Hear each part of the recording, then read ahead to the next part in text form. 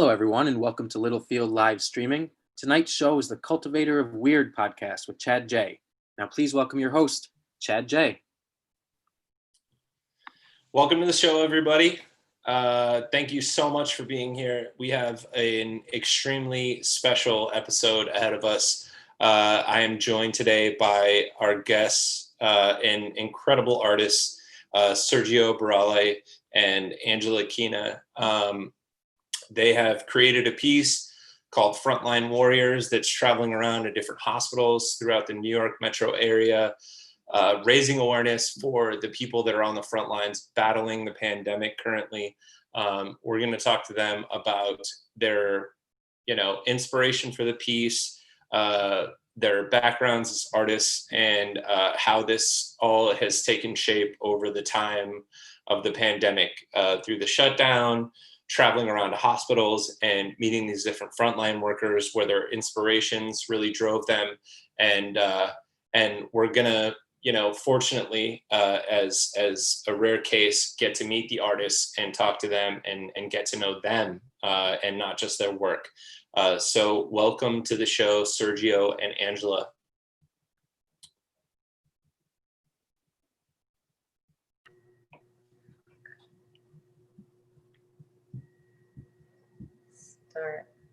Okay. Hey guys, how are you?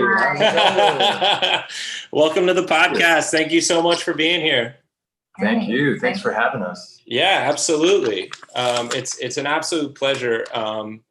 You guys have had incredible, trajectories as artists individually, and you came together for this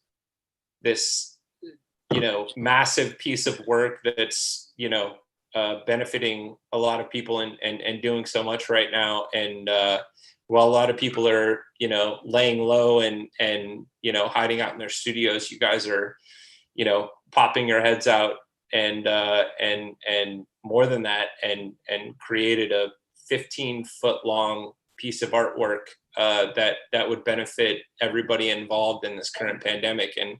And we just want to talk about that piece, where you guys came from, and how it's benefiting the community at large right now, and also where things go from here. So if you don't mind, if you guys aren't too bashful, introduce yourselves individually. Maybe start with Angela and just give us a little bit of background on like how you started out working in art and made it a lifelong pursuit. And we'll transition into Sergio, and then we can talk about the piece. Go for it. Thanks. Sorry to put the pressure right on you. Yeah. Okay. So, I live in New York. I've been here for like 10 years, and I'm a painter and an artist. And I actually started my career on the corner of West Broadway and Prince. And I used to set up a van there like on the weekends and sell prints of my paintings, because I just saw people doing that, and I just got into New York and I didn't really know much about the art world. All I knew was that people were selling their art, and I was like, I can do that. So that's awesome. That's how I got started. And then I just met tons of people being out there, and it all just transpired from there. Did you go to art school at all? And is that something I recently went to art school, like just for fun, kind of, just because it was something that I always wanted to do. And I always felt like I had missed out on something because I didn't go to college.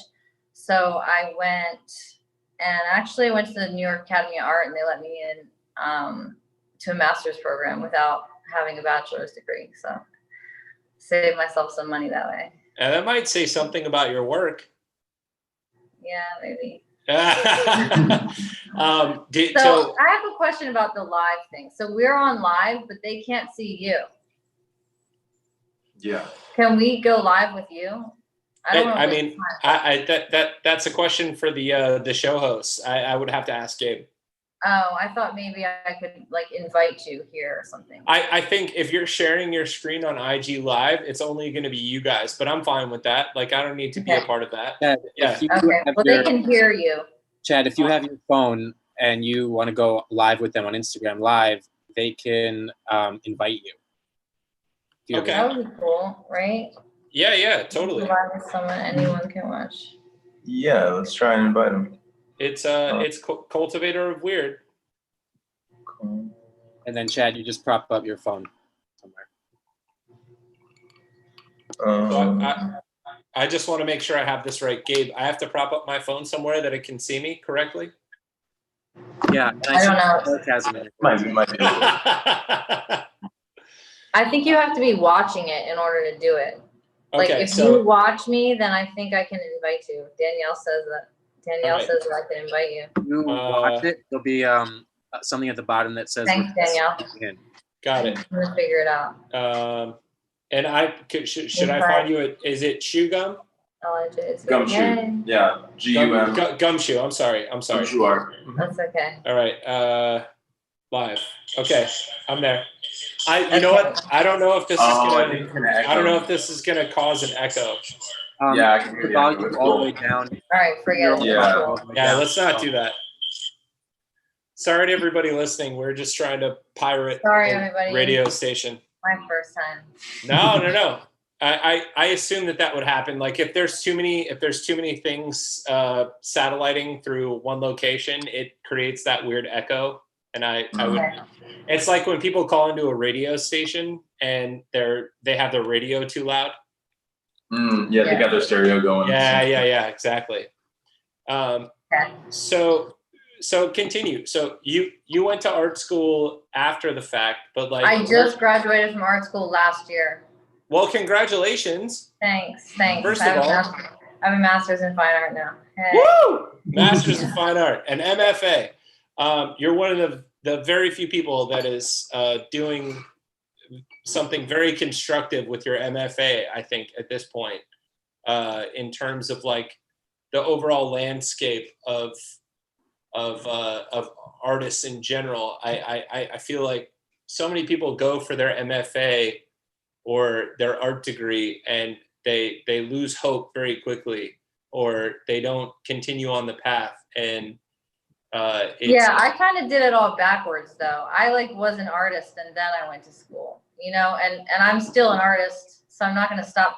And I'm the kind of person that like makes my own opportunities, so like that's how you have to be though. Right. Yeah, I agree. And you started out doing graffiti art, if I'm not mistaken. Well, originally I was in my apartment painting with oil on canvas, and then when I started selling my art on the street, and I was like, I had just gotten to New York, and I was like, seeing street art everywhere, and I just thought it was really cool, and I wanted to be a part of it. And so while I was out there, I met this guy named Adam Dare, and he's a street artist, and I was like, can you teach me how to do that? And he was like, oh, you're gonna need a thing. And I was like, oh, I have a thing. Because I had just done this painting of like Dorothy from the knees down, and she's wearing striped stockings and stiletto ruby red slippers, and she was like at a fork in the road, on the yellow brick road, like it was like very Alice in Wonderland, and she was stepping on a piece of gum like at a fork in the road. And like one road went to the darkness and one went to the light. I don't know, it's like symbolic. But like, anyway, so I knew that was like strong imagery. So when he said I needed a thing, I just like cut the legs and the gum out of the painting. Like I cut the background out and I started gluing it up. And so that's how I got the name Gumshoe. That's awesome. Yeah. And then shortly after that, I started doing murals of like, I like made it a little more, kind of modern with the Christian Louboutin shoes, and I took the stockings off, gave her bare legs, and like made it a little bit sexier, and started painting it around the city. So, okay. Yeah. And so as somebody who did it backwards, because you talk to a lot of people that, have done it the other way, and, specifically, I talked to Jim Mahfood on a different podcast a couple weeks ago, and he was talking about his experience with art school. And he said, his offering was, if you live in a city that has a prolific artist, look for the guy that you really want to learn from, or the person that you really want to learn from, and go to them and ask if they can point you to an internship, or if you can work directly with them and save yourself the thousands of dollars. But, and I'm not saying that necessarily equates to you in your case, but like, in terms of art in general, do you feel like school is something that is beneficial to artists from your experience, or would you point people to a more kind of guerrilla style of learning, and especially with YouTube nowadays and everything else? Yeah, I mean, with YouTube, you can learn anything online. We just learned how to build a pergola online. Nice. Yeah. So I learned a lot in school. Like I learned a lot about politics of the art world, and like how to work with other people better, because like being an artist is like really, you're just like, nobody really bothers you. But when you're in a group of people, like it's more difficult. So I learned a lot, but also I learned like techniques. Like there's certain techniques, like art is kind of like poetry, like, and once you're in the flow, it's kind of like a conversation with like a higher power or something, right? In my opinion. Yeah. But there are also like techniques that are more like math, which is how you can learn to paint, because there are certain techniques where like things work if you do it this way. And so the reason that I wanted to go to school is because I wanted to learn those things, even though like I already was doing them intuitively. Yeah. For the most part, you get the cheat codes. I learned the names of things that I was already doing, but at the same time, like I wanted to learn those things and be able to do them so well that it was like, it's like when you're like, I just wanted to be in the flow and not have to think about like how to do something, where it's just like a second nature for my hand to do it, because I've done it so many times. And when it comes down to it, it's all practice. Like when you're in art school, you make a lot of art and you make a lot of bad paintings, and that's part of like, you don't have to go to school to do it at all, and like networking is a lot of being in school, but that I didn't really do that much of it because I think you could kind of, and this is a very rough generalization, but you could kind of connotate it to a gym membership, right? Like you're supposed to work out, you're supposed to make those hours count, but like until you're paying for it and until you're attached to it in a certain degree, like you're not summoned for most people. I'm not talking about you. I'm just saying like it increases the incentive to go and do that thing, right? And like that whole process. But somebody who works out and somebody who's like good at working out and dedicated to working out is going to work out even if they don't have a gym. Yes, and I same totally with an agree. artist. Like if you're not going to paint, like if you can't paint because somebody's telling you have a deadline, then you're not going to make it. Yes.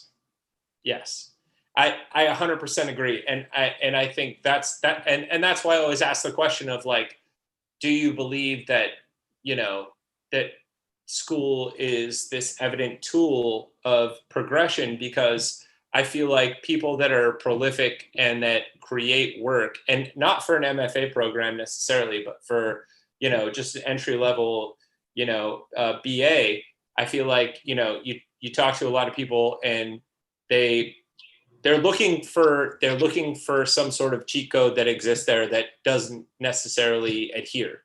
It doesn't attach itself.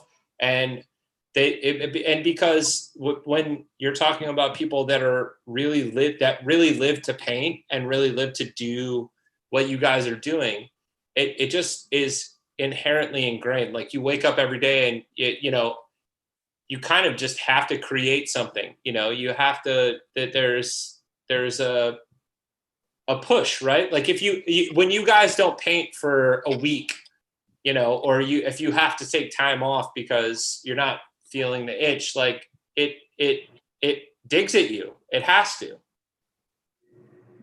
And that, yeah, exactly. And that, I think that's something that people struggle with. But I always like to ask that because, when someone creates prolifically and they've gone through the rigors of art school with the critiques and everything else and all of that, it definitely it adds another level. And I always want to know where people's perspective is in terms of whether or not it was worth it, but I thought it was worth it. I had a blast. I loved it, and I learned a lot, and I got better while I was there. Nice. Because of all the painting that I did. I probably made like 2 solo shows in the last 2 months that I was at school. Also, it makes you competitive. You're probably already competitive, but when you're surrounded by people who are making like a lot of really good work, it makes you want to make a lot of really good work. Yeah. So, and you can have that without being in school too. You can be in an art studio building where there's other artists and you can be friends with artists. And, a lot of artists though, like me, like keep to ourselves, so being in that environment is not what I'm used to. So that was new for me, but I liked it. The entire reason that I created this podcast is because artists, for the most part, are, they're insulated. You only see the final product of what they've created. Right. You don't really get to know them.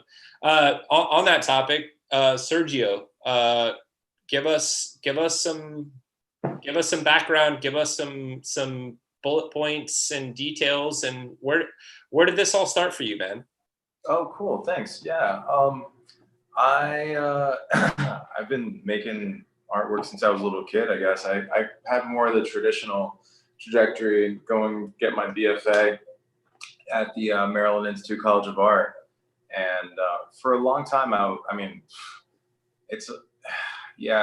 a long time I was like, nah, that wasn't the way I should have done it. I should have just gone to New York City and started like right after high school working with an artist, or not even gone to high school. If I could skip anything, I'd skip high school. I think I should have probably like 8 years old, to maybe even like skipped middle school. I didn't need any of it. You knew when you were 8 years old that you wanted to be a painter? Yeah. Oh, yeah. That's amazing, man.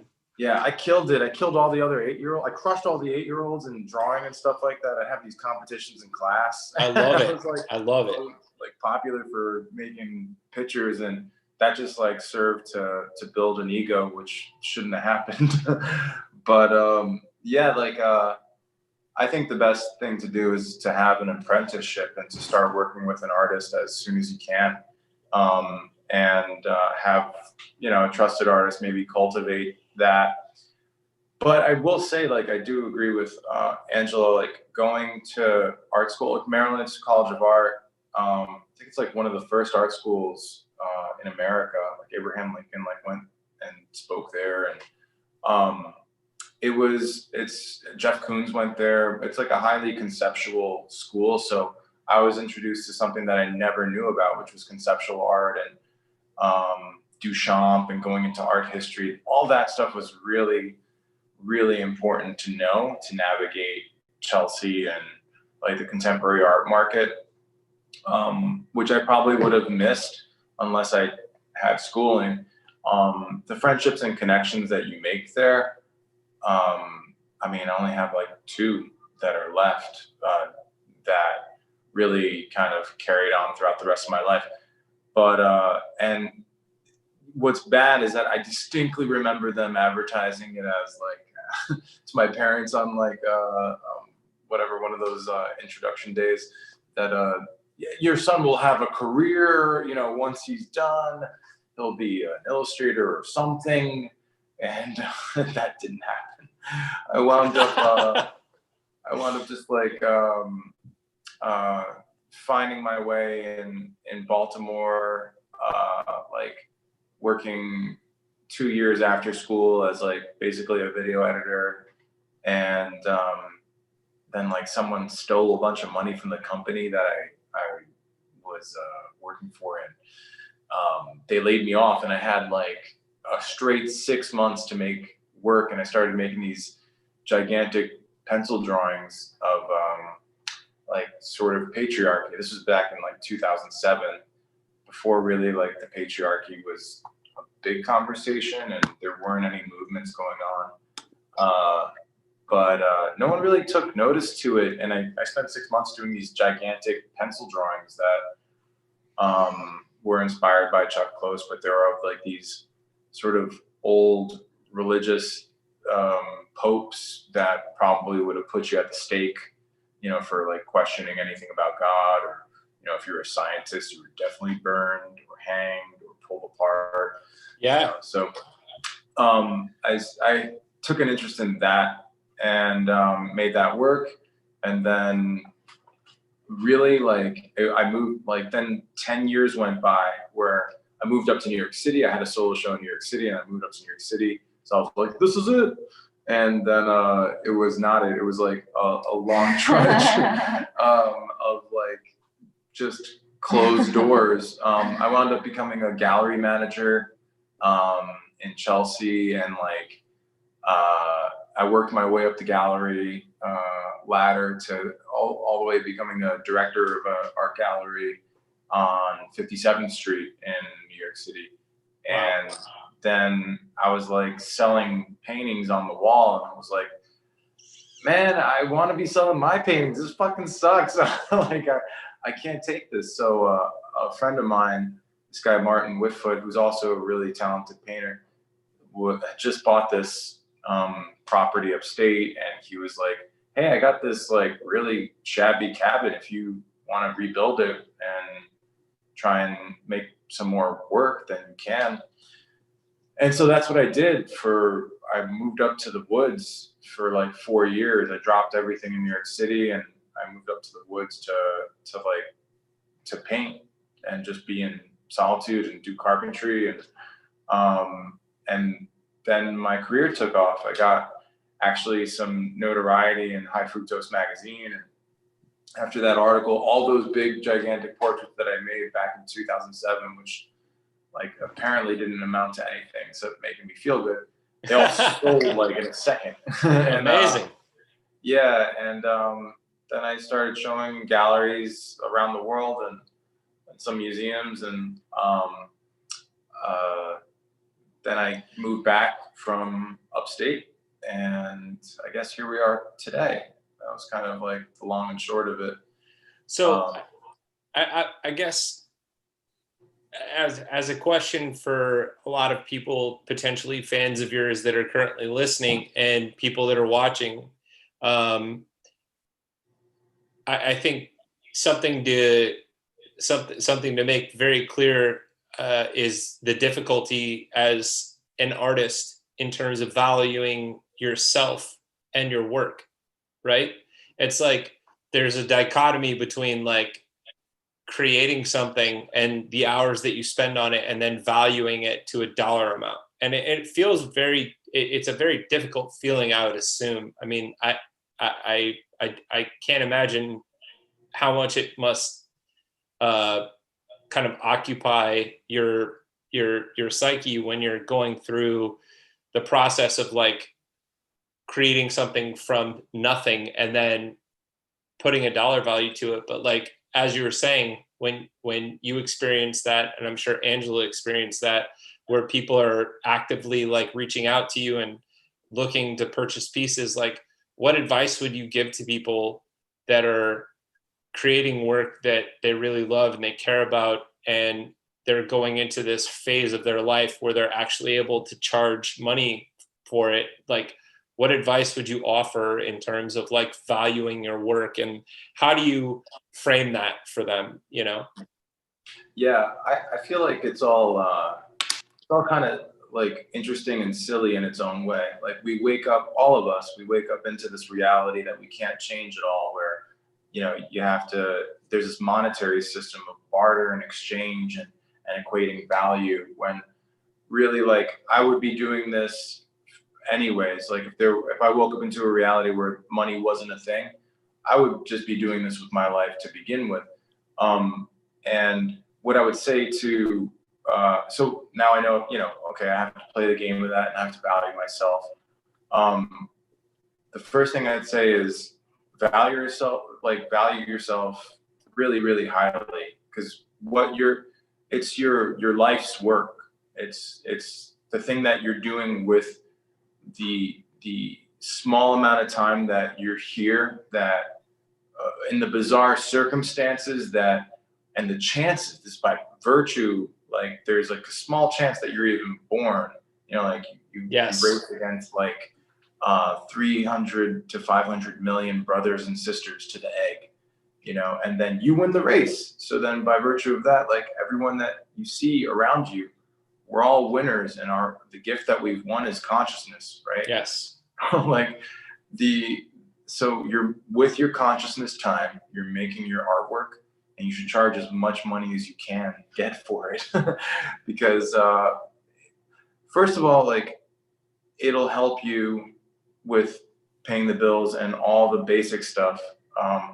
But also when you value yourself, you show others that you are valuable. Like, and it's a serious thing. Like,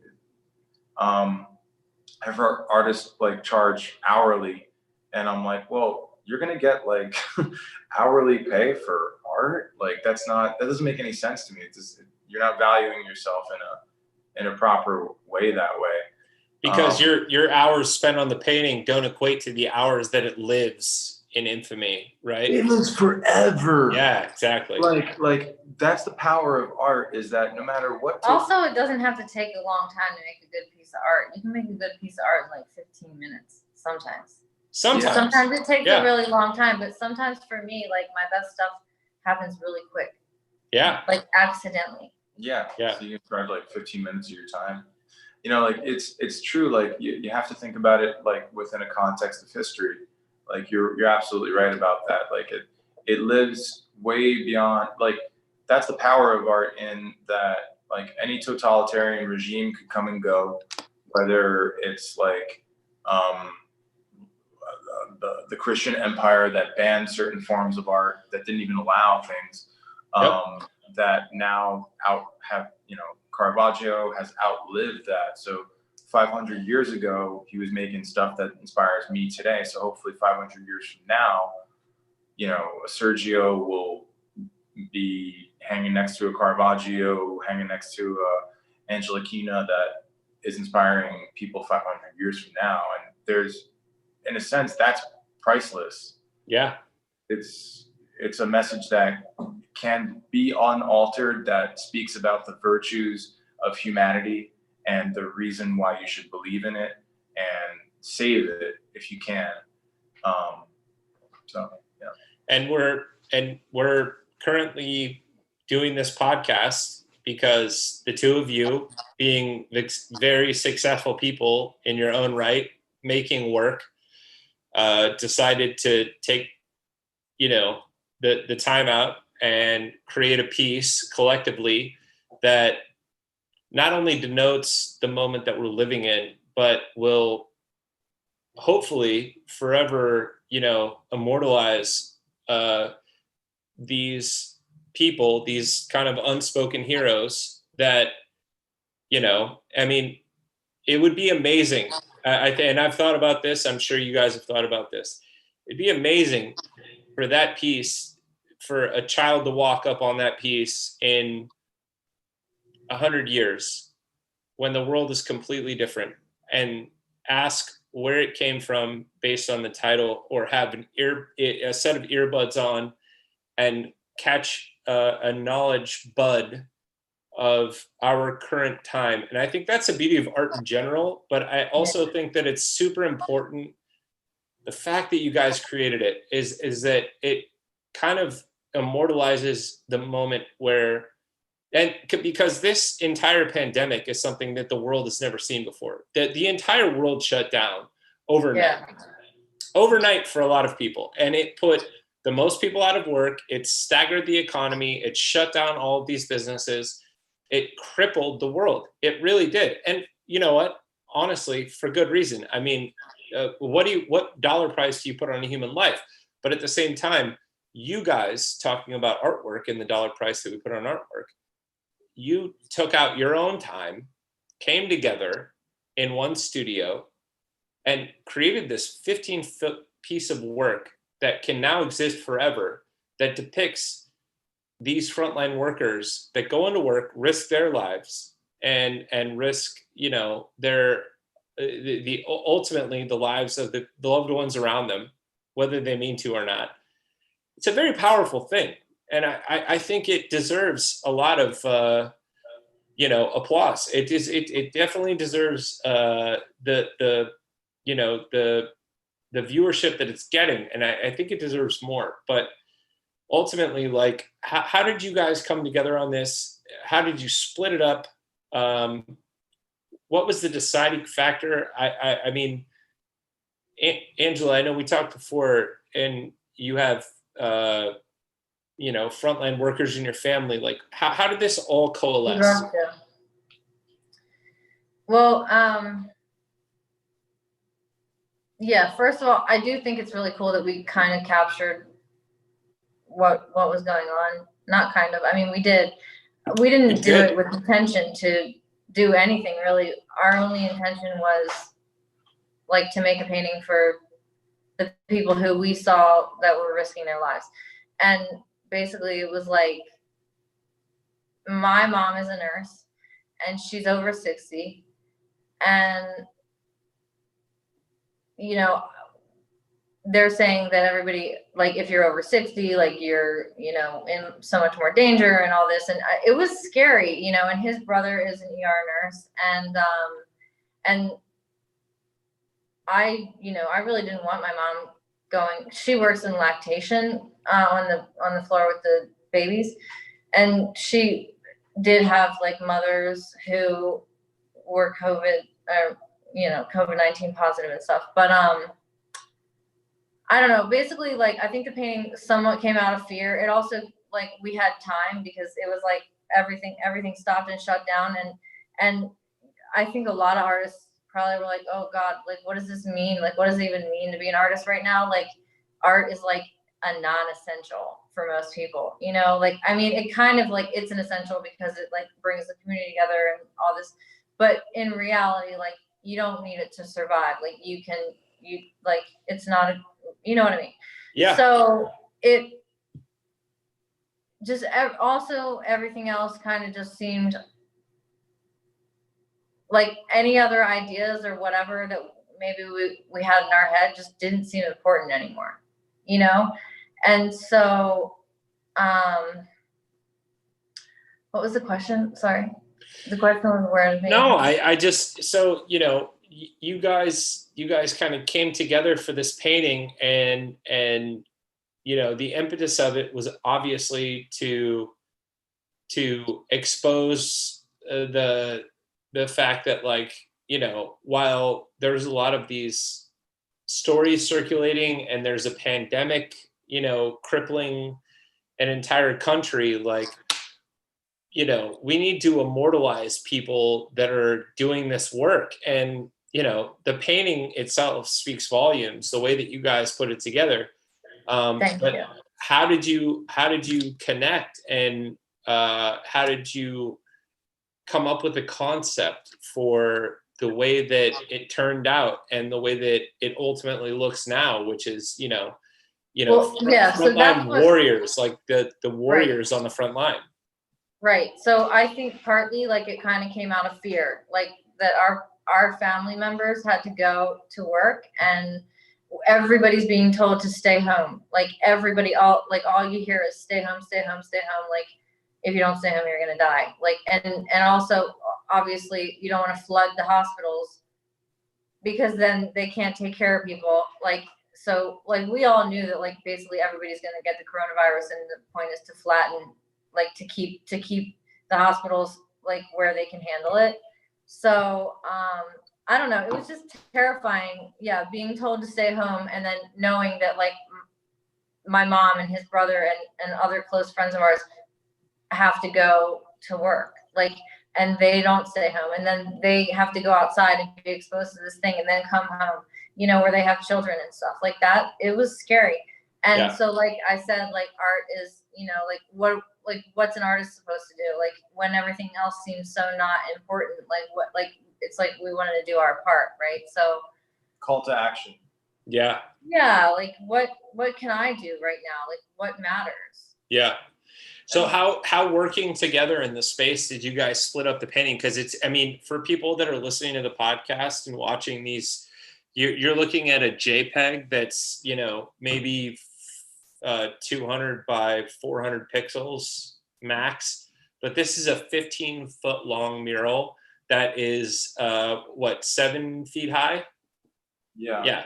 So how did you guys split this up so that you could effectively like attack it with enough time to, like, you know, really complete it without working on it for months and months, and, you know, having this, you know, emerge at it, not that was part of the, you know, the plan per se, but you guys, I think, you know, you were impassioned to do this and you completed it very quickly. How did you split the time and the space? Yeah, we did it in about 1 week's time, maybe Jesus. like a little bit over. We did it in 2 weeks. It was like 2 weeks. It was like, yeah, well, we did the majority of it in like a week, and then 13-hour days. We were quarantining basically in Brooklyn, and there was a lot of time in our hands, and we did feel a call to action, like, you know, these people are putting their lives on the line. What can we do to serve them and inspire them, and, you know, help them go to work every day and pay tribute and honor? And with that same concept that art is an immortal object as long as humanity continues to exist, that we can take this time that we are living through. It is, make no mistake, it is a plague. A plague has fallen upon humanity once again, exactly like the bubonic plague, exactly like, you know, any other plague that hit us. And there are these heroes that were there, and they happen to be Angela's mother, my brother. One of my collectors had gotten sick, and he is also a healthcare worker. And so that really hit Angela hard, and she was like, we should go deliver food to him. And so we drove. Yeah, because he called and he said that he tested positive, and we were like, oh my God, like, what are you gonna do? Do you have anybody to take care of you? And he was like, no, you know, I really need some water and some Gatorade. I guess I'm gonna go to the store. And I was like, don't go to the store, like, because then you're gonna give, you know, we didn't want him to. Yeah, of course. Store, right?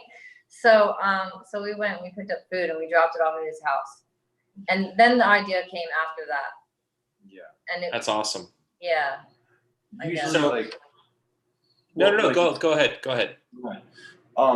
Work that is important, like you can convey, there's a relational aesthetic between a viewer that's unnoticed, and that's by virtue of size. If you make something bigger than a human, it conveys more power and importance to the subject matter of whatever you're creating. And this really was an important, like, we started thinking about Guernica and Pablo Picasso's call to action when the Spanish Civil War erupted, 1937. And I was gonna mention the painting itself, like making it that scale and having the hands really like exaggerated. You know, I know that there's a definite influence to that, and like I want to make sure that's that you guys that you guys speak to that, because I mean, it's so powerful. It's extremely powerful. The image in general, I mean, it affronts you, you know, it like gets right in your face. Yeah. That was definitely a discussion that we had. Like it was sometimes when you're managing ideas, like like let's say Picasso's Guernica, it's pretty abstracted. I mean, there's a lot there. You know, Spain's being bombed by Italian fascists as well as Nazis, and you know, he's taken the canvas and he's dissected it in these triangles, and there's a light of God. There's also a horse. There's a building on fire and a woman screaming. And it's dramatic. it's very dramatic. Yeah. It's got a lot of drama. So to speak to that in our piece, and it's giant in its actual form. I mean, it's huge.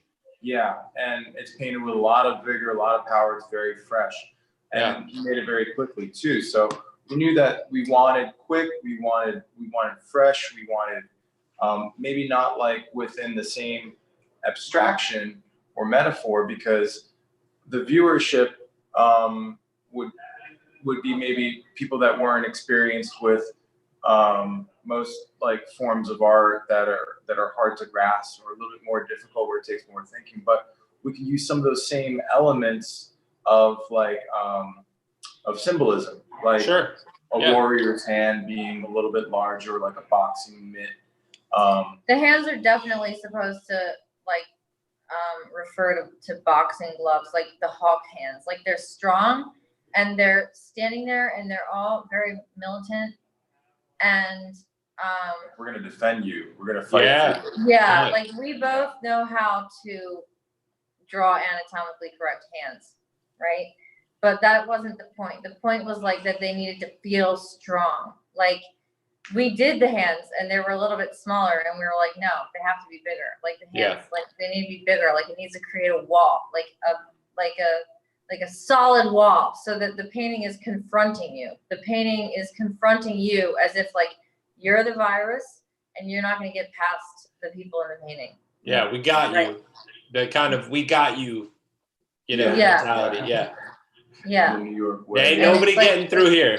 Yeah. Right. So it's supposed to, like, the original idea was that they stand like, well, they are standing like soldiers, but the original idea was that I was like, let's do it like they're like the way the U.S. Army stands in a picture, and they look like badass. But and we thought about like flags, but it's not obviously an American thing. It's a worldwide thing. So we didn't want any of that kind of symbolism. Sure. Like the thing about Guernica is like I have many times like taken old compositions or like compositions of like masterpieces and recreated them. So my first thought when I realized that we're painting a painting about war is like, let's recreate Guernica. But then we were like, we don't need to take his composition. Like we can just make our own composition. But the fact that it's horizontal definitely references Guernica. But that also was just kind of a happy coincidence because we had this canvas in the studio and all the art stores were closed. So we had to use what we had. We had to use what we had in our studio. We couldn't buy supplies. Yeah. So it just worked out perfectly that like it's a big long horizontal painting, which and Guernica, I would argue that it's like the most important painting about war or anti-war, like about I mean I would never like compare myself to Picasso, but like you got to do what you can. We did the same. Of course. He painted it with it was a reaction to pain and suffering, and that's what ours was really. Like we weren't like, oh, like let's make a painting for the coronavirus and let's like kind of do what Picasso did. Like no, it was very like came from inside, and we were reacting to what was happening around us. Of course. And yeah, like the horizontalness of it was a little bit intentional, but it was more like just meant to be. I mean, I don't think there's any other way to present effectively a blockade than horizontally and large. Right. You know, it needs to be. It has, and I mean that's essentially what you guys were going for. You know, you wanted. And the reason that it had to be the size that it is because the people had to be life size because you had to stand in front of it and feel like it. Like the size of a painting matters. Like if you want something to be really intimate and sweet, like you paint it small so somebody holds it in their hand and has to look at it, you know, or like. But if you want them to feel like engulfed, confronted by it, then you have to paint it life size. I think the size of paintings is very important because, like, okay, we didn't know the painting was going to go anywhere. We didn't care if the painting went anywhere. We didn't have any plans for the painting. We just wanted to make it. Like, technically, in the world that we live in today, like, stuff only has to look good on the computer, right? You could make this painting small and it would still look the same as it does, like, because most people aren't going to see it in real life, right? They're just going to see it on the computer.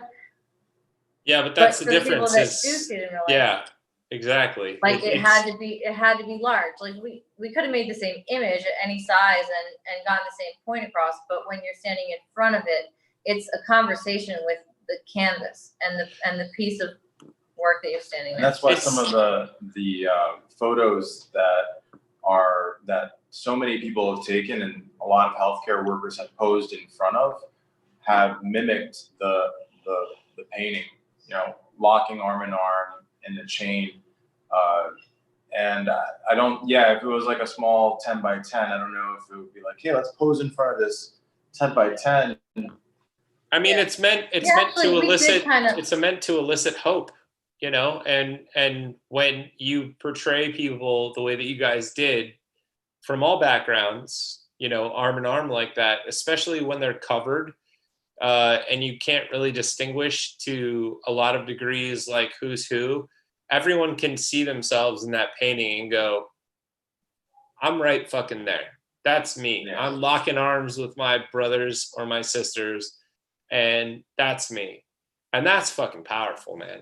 And that I think is one of the more incredible aspects of it. And whether you meant to do it or not, I think that's what will essentially make this a everlasting piece of this part of history. Like, I mean, there's no escaping that. I mean, you know, because the humanity of everything, whether you're a doctor or, you know, just a normal person that lost their job. I mean, you can look at that painting and go, I remember what that was like.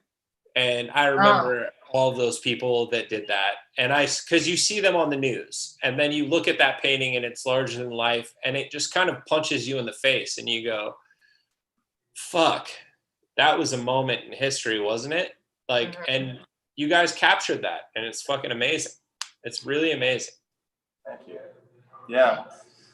Yeah. It's, and it's also a great thanks to the medical community, you know, everyone in it, like the front desk workers, the security guards, like we had the really, really good opportunity to be in touch with Maimonides Medical Center in Brooklyn and starting to have the painting start its tour of hopefully inspiration to many, many different medical institutions. Starting there and really now it's at Long Island Jewish Medical Center in Long Island where they had 1,800 patients discharged, which is the highest number of amazing patients discharged in the so country. I'm curious, we've gone over all of the high notes and all of the accolades.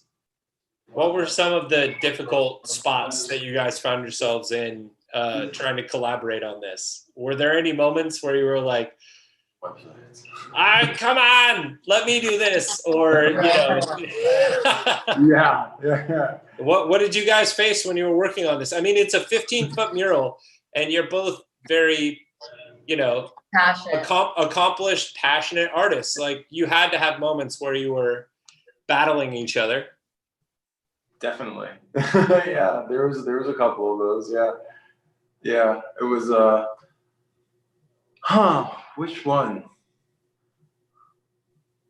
What one Did you guys split up the you know, the garments and the faces? Did you work on hands or feet or faces? Like, how did you guys break it up? We started it by, we both were working on the entire thing. And Okay. And then once everything was like drawn on, I went in on the fabric. I did all the fabric, so it looked like it was all done by the same person, and he did all the portraits. Okay. Yeah. So where did you guys collide? I mean, we collided with the size of the hands. Oh, He okay. didn't want to do the hands that size, and I was like, No, but then I saw the power light. in it. I saw the power in it. You were coerced. Yeah. At first I was like, I don't know, but then I was like, you know, they do kind of look like boxing gloves, and I love MMA. He was painting them, and I was like, no, they have to be bigger. Yeah. And then the cool moments too, like where I got stuck on something, and then she was like, keep going, you can do it. And I was like, oh, I can't do it. And she's like, no, maybe like this. And I was like, oh. Yeah, and that happened the other way around too. Like, I was stuck on like the background, and also, you know, it was like we painted it with a lot of urgency, like the same urgency kind of that was on the news, right? But also my family was like, you gotta get out of New York, and I was like, I'm not leaving until I finish this painting. So we did paint like 16 hours a day. Like we painted all day, and then like we slept next to the painting, and then woke up, saw it, we're like, that looks badass, keep going. And we just kept painting. Yeah. And because I was like, I'm not leaving. Like, my family was trying to get me to leave New York, and I was like, I'm literally not leaving. No, we're in this to the end. Yeah. And we finished it. So yeah. Well, I want to just quickly congratulate you again, because separately you're amazing artists, but this piece together, I think, you know, I don't want to speak out of turn. I'm no art critic, and I don't know what history has in store, but I feel like this piece has a special space in all of our lives. I know it's traveled to a couple hospitals. I'm curious where you guys would like to see it go. And then if we can, really quickly, I just want to give you guys a moment to direct people to your Instagrams, your websites, anywhere that they can see your actual work, and also get more info on this painting. Awesome. Yeah, we've had a lot of really, really good connections with the Northwell Hospital Group. They're the largest healthcare provider in New York State, with over 200 outcare patient facilities and over 23 hospitals. And they've been so super amazing. Big shout out to Michael Goldberg at Long Island Jewish Medical Center. You should definitely hop onto Instagram and follow him at Inside LIJ. He's really doing some amazing things there. And so we'd like to keep it within the Northwell family, because they've been so good to us.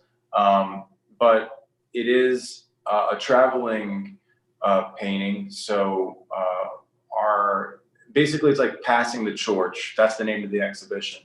So whether it can travel to many, many different locations is in the works. yeah, because we just want to share the painting with as many people as we can, and you know, let the hospital workers enjoy it for a time, and then it'll go to another hospital. We're working on auctioning it. Where's the dream final destination? the Whitney. Yeah, be selfless. Like, where would you want to see this thing live forever? Come on, it's amazing. Like, we're looking at it on full screen right now. It's fucking epic. Where does this thing live? Where does it live forever? Yeah, I think it'd be amazing if it lived forever in the lobby of one of these hospitals that have taken so much damage. Like, the most heat has in New York City has been Long Island Jewish Medical. That's what the statistics say. So, you know, if it would to live there, that'd be tremendous. All the proceeds of the painting will be going to COVID relief funds. Amazing. That's started awesome. a GoFundMe page. Yeah, we did. We started a GoFundMe page it was a Shopify account where we're selling prints, and all the money's going to charity. And that was like a whole thing in its own. After we did the painting, then we like had to learn how to set up, I don't know, like a charity basically. So we did all that. We did a lot where of work. Can people find that? It's Frontline Warriors 2020.org. Frontline Warriors 2020.org, and then it's still up. You can purchase like a 14-inch print for $25, and the money goes to charity. That's amazing. Yeah, and the charities we're working with is donateppe.org is a really, really good one, and they're based out of California, and they've been giving a lot of COVID relief to hospitals and and donate and Northwell Hospital Group has an overall coronavirus relief fund also. Awesome. And then where can people find your guys' work specifically? Great, yeah. You can find my work at sergiobarrale.com, SergioBarrale, and same thing for Instagram. Amazing. Yeah. Angela. Yeah, I'm Gumshoe Art on Instagram. And then actually my website right now I think is set up to sell the prints too. So awesome. You can go look that up. My name, Angela Kina. Yeah, I believe there's a link to all that stuff on my website. So. Awesome. Well, you guys are fantastic. What you've done is amazing. And I just like the biggest thanks for coming on the show and doing this live show and promoting all of this again. Thanks for having us. I hope we covered everything that you wanted to cover. No, we definitely did. Quickly. An hour goes fast when you're having fun. You guys are the best. Thank you so much. We'll talk again very soon. And any links that you have beyond that you remember after the fact, please send to Caitlin or Gabe. We'll post them in the show notes and make sure that everybody that listened gets all of those links. And not just to your works, but any of the other funds and benefits that you guys have expressed. And like I said, again, it's an unbelievable piece of work. It was a pleasure talking to you guys and getting to know you. And I look forward to seeing where this, where this ends up and what it continues to do for people. It's fantastic, the work that you guys have done. Thank you so much. And thank you, Julie Kim and Littlefield. And yes. Ooh, thank you so much. All right. Thanks for having us. Cheers. Okay. Absolutely. Okay. Bye, guys. Bye. Good night.